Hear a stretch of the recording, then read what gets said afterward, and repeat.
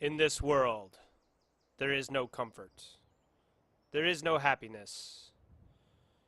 This world, every day, is a fight to survive. Where can someone find happiness in such a world? Yay!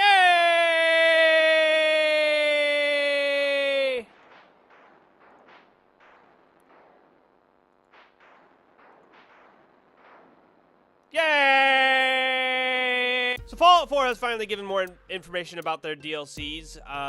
For one of the ones they released, or is going to release, is called Wasteland Workshop, which allows you to trap animals or enemies, really, all wildlife, and fight them in an arena for blood sport, I guess, and then stuff them and put them in the center of your settlement, because that's a thing.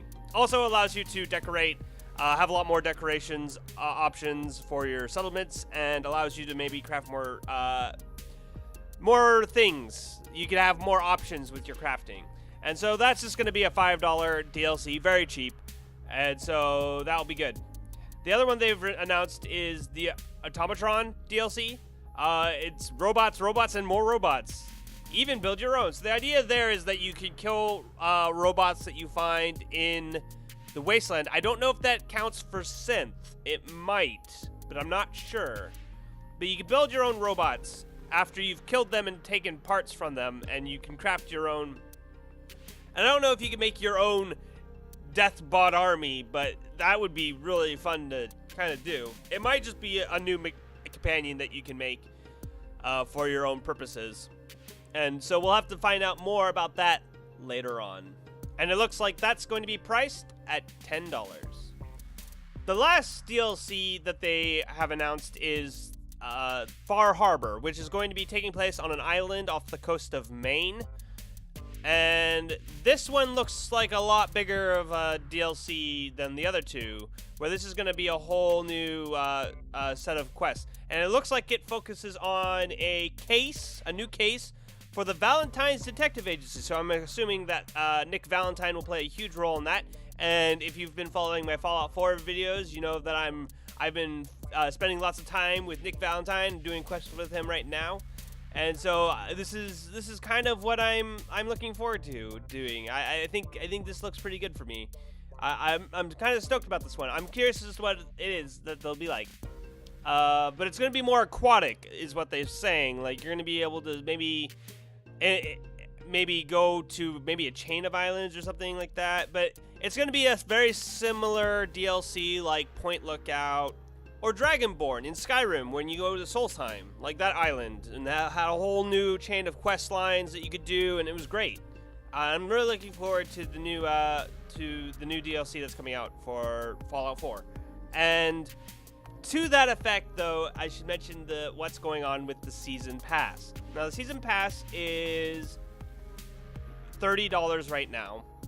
It will remain so until March 1st, when it will go up to $50. Now, that sounds like a huge jump, and that's a pretty hefty price for a Season Pass, and that would have been a hard sell when the game was first coming out, because you didn't know if it was going to be good or not. But now you know that the game is, if you like the game or not, and if you know you like the game and you're really invested on buying the DLC, then picking up the Season Pass is definitely a good idea, especially right now, because if you look at the total price of all the DLC that's coming out, like, you'd have to spend $40 on top of anything else that comes out later.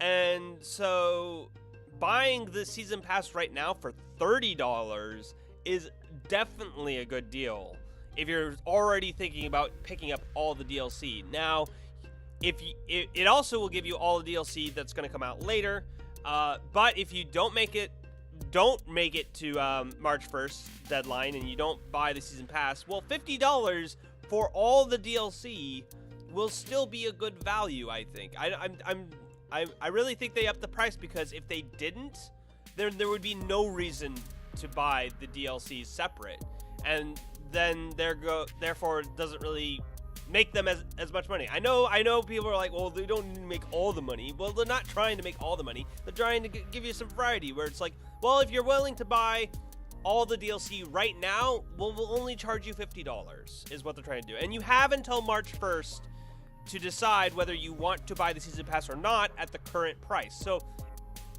they have informed the consumer of their decision to increase the price and given you 2 weeks to decide whether you want to buy it or not. So I feel like what Bethesda is doing is sound. It's sound business. In my opinion, I think they're doing great as far as what they need to do in order to inform the consumer. Elite Dangerous has a new spin-off game called Elite Dangerous Arena Mode, which is coming out as its own separate game. It's going to be coming out for only $7.50. And so for those of you who are thinking you want to play Elite Dangerous, but you don't know if you want to pay that price for a game that you're not sure about, well, Elite Dangerous Arena Mode gives you a chance to just go in and do some dogfighting and have some good old time for a relatively cheap price. Now, for those of you who already own Elite Dangerous Arena is going to be free.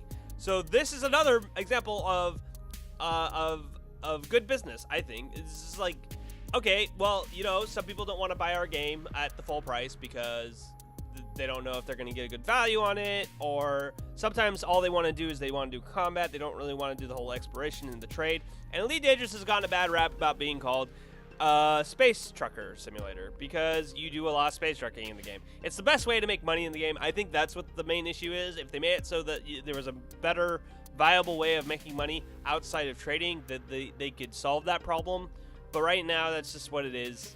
And so they're trying to create I guess a rebranding, or they're trying to get into the dogfighting a little bit more. And Elite Dangerous Arena is one of those ways. And I hope that this gets them off their feet, because I think they're running into issues with getting people interested in Elite Dangerous, especially since Star Citizen's looking like it's going to come out pretty soon.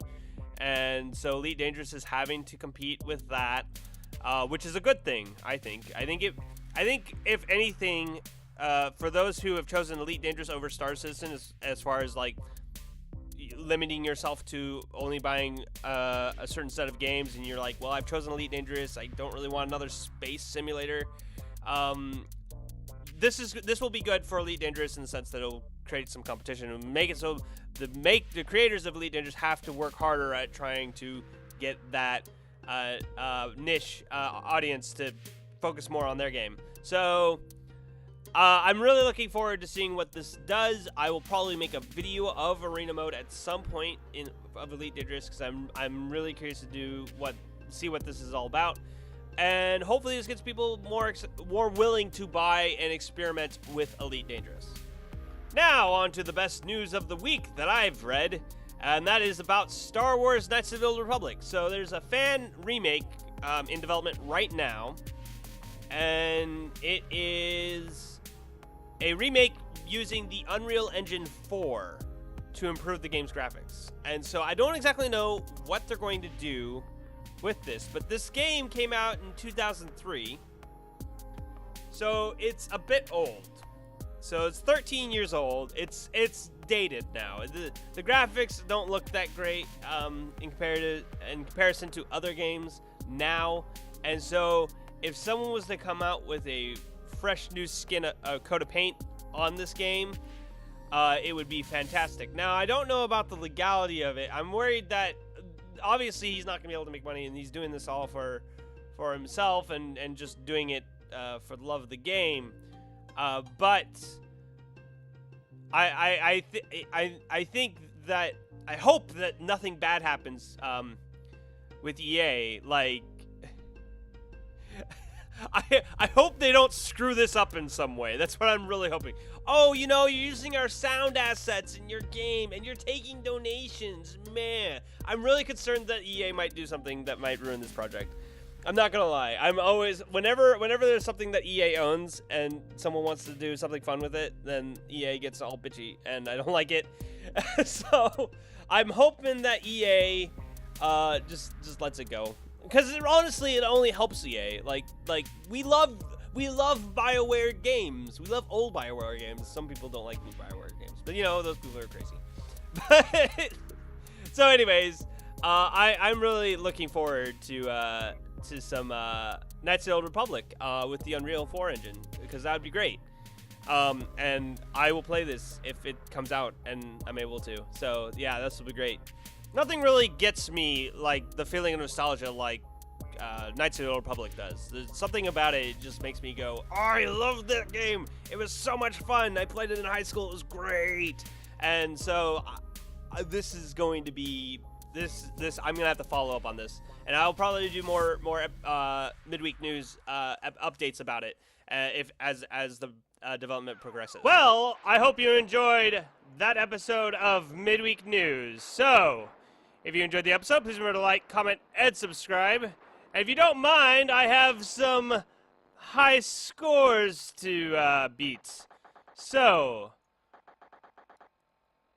I hope to see you all next time.